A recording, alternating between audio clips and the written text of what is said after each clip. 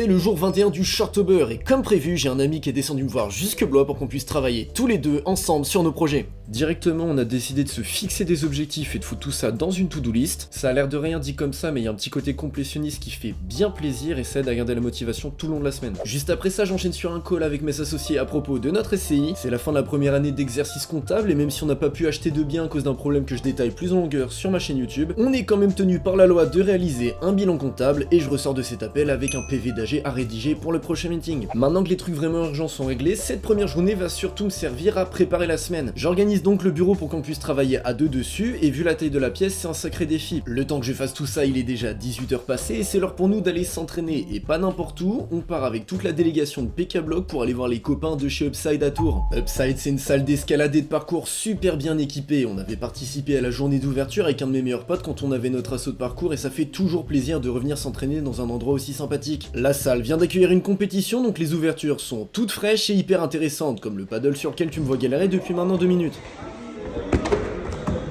Oui.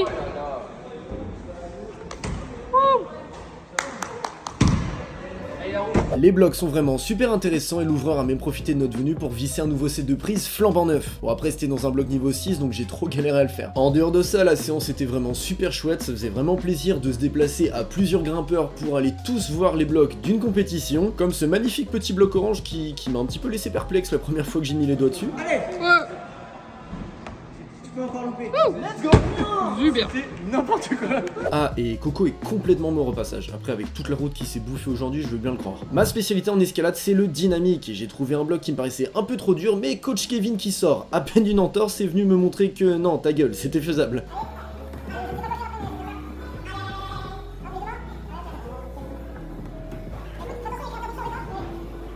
Ni une ni deux, j'arrête de faire ma zoulette et je mets quelques trails dans le bloc. Le problème c'est que j'ai compris la bêta un petit peu trop tard dans la séance et que mes bras sont complètement cramés, en plus j'ai mes cales qui sont à 2 doigts de péter, donc je vais mettre fin à la séance du côté escalade pour le moment.